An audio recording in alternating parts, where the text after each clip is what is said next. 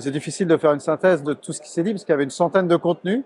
Mais globalement, ce qui a été vraiment marquant, selon moi, c'est la capacité qu'ont eu toutes ces innovations, toutes les boîtes qui sont arrivées avec de l'IA, à donner des use cases aux professionnels, à leur offrir des solutions concrètes. Un an avant, on parlait d'IA, mais on était encore sur du conceptuel, etc. Là, il y avait des vraies solutions, de l'intelligence artificielle qu'on pouvait mettre dans toutes les couches des différents métiers de l'immobilier, sur la transaction, la gestion, la promotion, que sais-je. Et moi, c'est ça qui m'a le plus frappé. L'autre élément, c'est la vitesse à laquelle ça va. C'est-à-dire que, franchement, on vit une révolution, mais c'est un tsunami. C'est-à-dire que dans 15 jours ou dans 3 semaines, on sait très bien qu'on va voir des choses qu'on ne pensait même pas voir un mois avant. Et c'est ça qui est assez remarquable et qui, en même temps, doit nous bousculer. C'est que là, il n'y a pas le temps, en fait. Il faut aller très, très, très vite.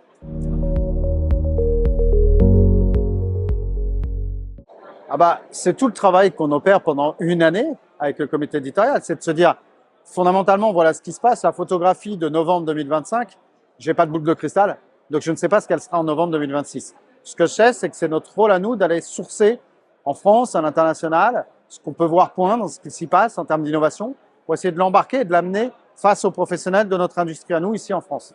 Donc ça, on va le faire. La deuxième chose, c'est qu'il y aura probablement des situations de marché où on aura un retour d'expérience, notamment grâce ou à cause de l'intelligence artificielle. Donc, on essaiera de regarder ce qui se passe. Et puis, je suis persuadé, moi, qu'il y aura autre chose que l'intelligence artificielle. Il y aura d'autres sujets. On va revenir à des choses aussi peut-être basiques, back to basic, parce qu'à un moment donné, il y a un client final qui a une masse d'informations, il y a un professionnel. Il y a plein d'outils pour accompagner à la fois le client final et le professionnel grâce à de l'IA sur le projet pour l'un, l'objectif pour l'autre qui est de vendre ou de permettre d'acheter. Comment on va réunir ces deux mondes? Probablement avec une notion de service pour le professionnel qui, à mon sens, sera décuplée. Voilà, 2-3 petits sujets comme ça. Et il y aura sans doute un gros vernis international, ça c'est sûr. Parce qu'il se passe des choses chez les autres, on n'est pas très en avance, donc il va falloir vite aller regarder ce qui se passe. C'est déjà le cas. Alors, on a une grosse représentation, vous avez raison, vous êtes gentil, on n'a pas tout le monde, mais on a une grosse représentation de l'industrie, que ce soit les promoteurs, que ce soit la distribution de l'immobilier, etc. Ça, c'est sûr. On a une centaine de startups qui couvrent à peu près tous les segments de l'industrie. Il y a quelques opérateurs internationaux qui sont présents, mais pas assez. L'idée, c'est vraiment d'avoir une réciprocité. C'est d'aller voir là-bas ce qui se passe.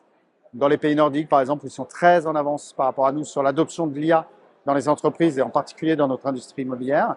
Comment on les fait venir pour qu'ils nous expliquent, même si les marchés sont différents, même si les maturités sont différentes, comment ils se sont appropriés ces outils-là au service du client final. Donc, il y aura probablement un vernis international un peu plus présent.